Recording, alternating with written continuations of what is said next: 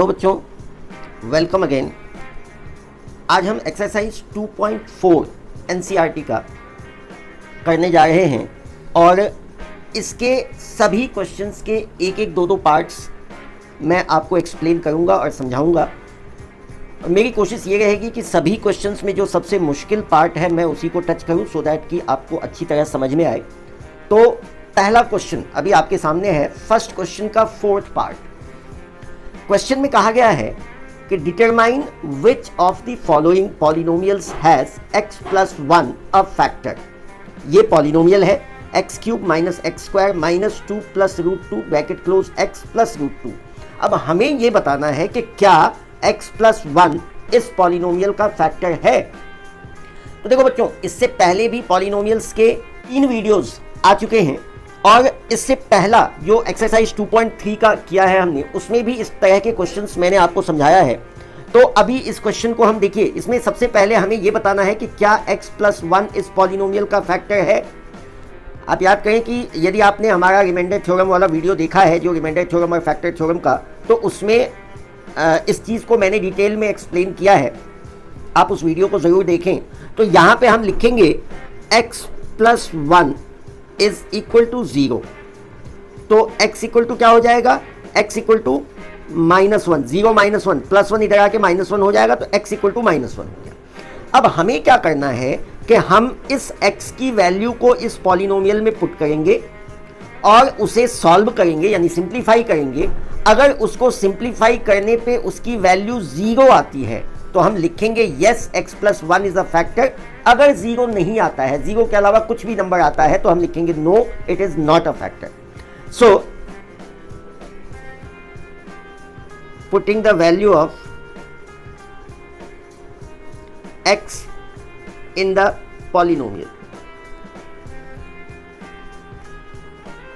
तो अब बच्चों यहां x के बदले -1 लेना है, तो ये हो जाएगा -1 का क्यूब माइनस 1 का स्क्वायर माइनस 2 प्लस रूट 2, और यहाँ पे फिर x की वैल्यू हमें लेनी है -1 प्लस रूट 2। अब इनको सिंप्लीफाई कीजिए, -1 का क्यूब -1 होगा, -1 का स्क्वायर +1 होगा, और ये माइनस तो अगेन ये -1 हो जाएगा। अब यहाँ पे आप देखिए, ये x की वैल्यू -1 है। इस -1 को यदि आप इस माइनस से मल्टीप्लाई करते हैं, यहाँ पे बीच में कोई साइन नहीं है, मतलब मल्टीप्लाई है, तो ये प्लस का हो जाएगा, और इस तरीके से यहाँ पे ये 2 plus root 2 as it is आ जाएगा। अब इसके बाद प्लस रूट 2 ये पहले से है, तो अब आप देखिए ये इक्वल टू क्या हो जाएगा, -1 और -1 कितना हो जाएगा, -2 प्लस 2 प्लस रूट 2 और रूट 2 मिलके 2 रूट 2 हो जाएगा। सो 2 कैंसल्ड, तो क्या बचा 2 रूट 2। तो अब जैसा कि मैंने आपको बताया था कि अगर 0 के अलावा कोई भी वैल्यू आती है तो हम लिखेंगे no it is not a factor. यानी आपको बताया था मैंने पिछले 2.3 एक्सरसाइज में, जो पिछला वीडियो है, कि अगर ये जो वैल्यू आती है, इनफैक्ट ये रिमाइंडर होता है, और रिमाइंडर थ्योरम इसी बात को कहता है कि अगर रिमाइंडर 0 आता है तो दैट मीन्स कि वो उसका फैक्टर है। तो यहाँ पे 0 नहीं आया है, तो हम लिखेंगे therefore x plus 1 is not a factor of the polynomial.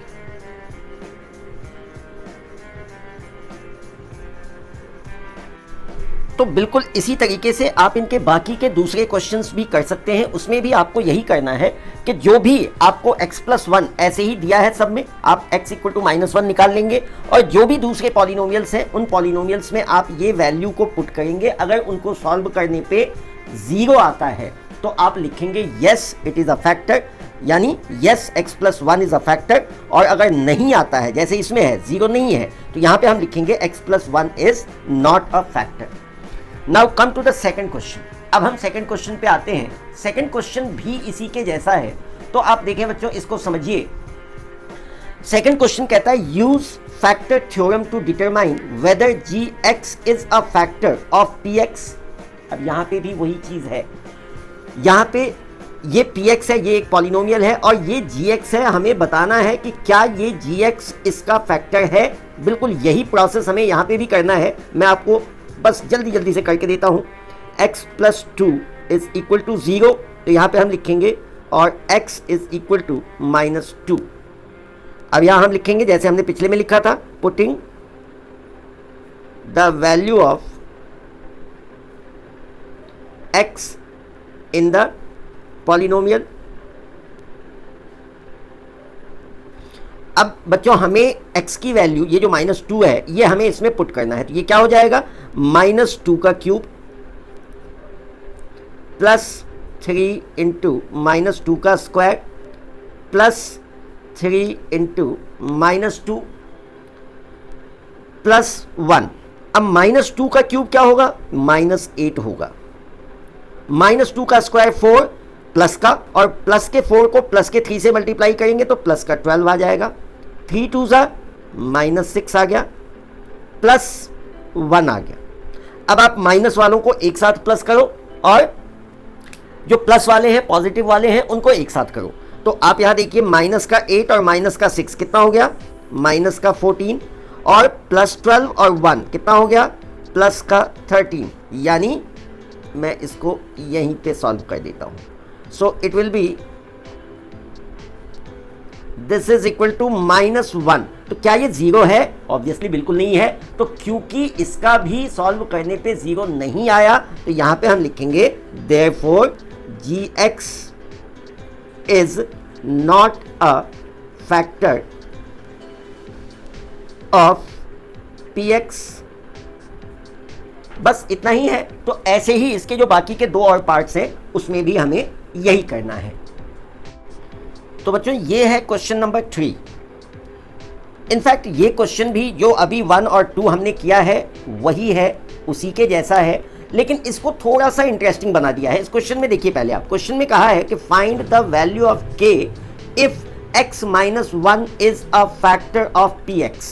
ये पॉलिनोमियल है px equal to kx square minus √2x plus 1। अब देखो पहला जो 2 क्वेश्चन आपने किया है, उन दोनों क्वेश्चंस में हमें दिया गया था, हमें बताना था इनफैक्ट कि क्या एक जो पॉलिनोमियल है वो दूसरे पॉलिनोमियल का फैक्टर है या नहीं। लेकिन यहां पे हमें कंफर्मली दिया हुआ है कि yes x - 1 is a factor of px, यानी इस px का ये x - 1 फैक्टर है। अब एक फैक्ट सबसे पहले, तो चलो मैं एक लाइन पहले लिख लेता हूं, x - 1 इज इक्वल टू 0, तो x इक्वल टू 0 प्लस 1 यानी 1 आ गया।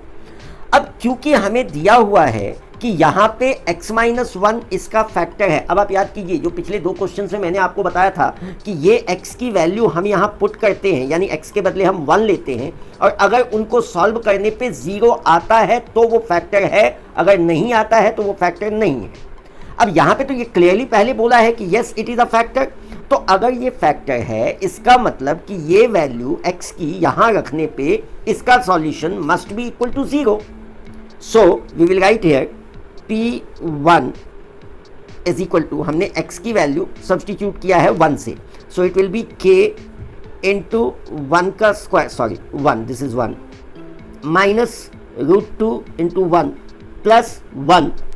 और जैसा कि मैंने आपको बताया कि क्योंकि ये फैक्टर है, this is already given, so it must be equal to 0।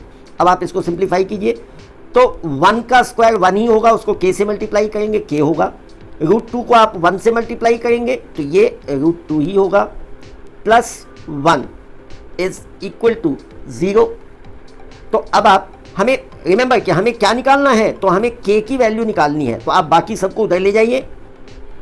So k is equal to √2 और ये 1 इधर गया तो -1, and this is the answer. तो ये हमारा आंसर हो गया। इसी तरीके से आप बाकी के जो 3 और पार्ट्स हैं उनमें भी आप बिल्कुल ऐसे ही करेंगे, और यहाँ पे x की वैल्यू को सब्स्टिट्यूट करेंगे और इसके इक्वल में 0 रखना है हमें, और 0 रखने के बाद क्योंकि हमें k की वैल्यू निकालनी है तो हम k को एक तरफ रखेंगे, बाकी सबको दूसरी तरफ ले जाएंगे और हमारा आंसर आ जाएगा। तो बच्चों अब तक हम एक्सरसाइज 2.4 के 3 क्वेश्चंस, फर्स्ट, सेकंड और थर्ड, तीनों के एक एक पार्ट कर चुके हैं। अब हम आते हैं क्वेश्चन नंबर 4 पे, जो है फैक्टराइज, और मैंने इसका सेकंड पार्ट लिया है। बच्चों देखो ये जो मैं आपको समझाने जा रहा हूँ, ये आप ये समझिए कि ये ओमनी प्रेजेंट है, यानी हर जगह इसकी मौजूदगी है। आप किसी भी क्लास में चले जाएं और ये जो चीज़ अभी हम समझने जा रहे हैं और इसके लिए जो मेथड यूज़ होता है इसको हम कहते हैं middle term splitting method. Factorisation पे मैं एक बिल्कुल अलग से वीडियो बनाने जा रहा हूँ, उसमें जितने भी तरह के फैक्टराइजेशन के मेथड्स हैं या जितने भी तरह के फैक्टराइजेशन होते हैं वो सारे मैं डिटेल्स में आपको बताऊंगा। अभी मैं सिर्फ एक क्वेश्चन ये आपको समझाता हूँ। देखो मिडिल टर्म स्प्लिटिंग में क्या होता है, तो बच्चों इसको आप ये समझिए कि देखो ये 2x² + 7x + 3 है, ये इसका मिडिल टर्म है। और जैसा कि इसके नाम से ही क्लियर है, मिडिल टर्म स्प्लिटिंग, यानी हमें स्प्लिट करना है मिडिल टर्म को। कैसे करना है वो देखिए।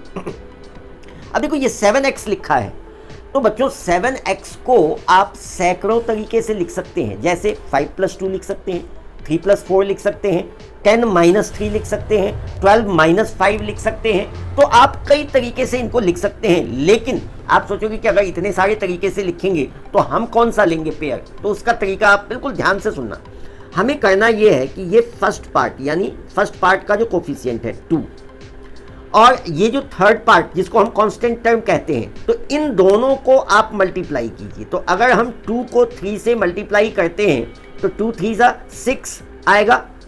अब ये जो बीच का 7 है इसे हमें इस तरीके से 2 भागों में बांटना है ताकि उनको प्लस करने पे 7 आ जाए, और उन जो हमने 2 पार्ट किया है उन दोनों पार्ट्स को, और उन दोनों पार्ट्स को अगर मल्टीप्लाई किया जाए तो वो इन दोनों के मल्टीप्लाई के बराबर आ जाए, यानी 6 आ जाए इन दिस पर्टिकुलर केस। तो यहाँ पे देखिए इसको हम लिखेंगे 2x² प्लस, अगर हम इसको 6x + x लिखते हैं +3। हमने 7x को क्या किया, 7x को हमने स्प्लिट कर दिया 6x + x में।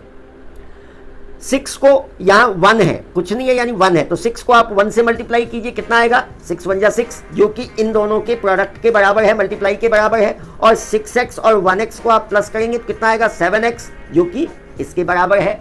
तो इसी को हम मिडिल टर्म स्प्लिटिंग कहते हैं। अब आगे क्या करना है, आगे हम इन दोनों को एक साथ ब्रैकेट में रखेंगे 2x² + 6x, और बाकी के जो 2 हैं इनको एक साथ ब्रैकेट में रखेंगे +x + 3। आप 1x लिखिए या x लिखिए, एक ही बात है। बच्चों यहाँ पे एक चीज मैं आपको बताना चाहूंगा कि अगर यहाँ पे माइनस है, इन दैट केस जैसे ही आप ब्रैकेट इंपोज करोगे, ब्रैकेट लगाओगे, तो आगे का साइन चेंज हो जाएगा, यानी ये साइन प्लस का माइनस हो जाएगा। ये चीज आपको ध्यान रखना है।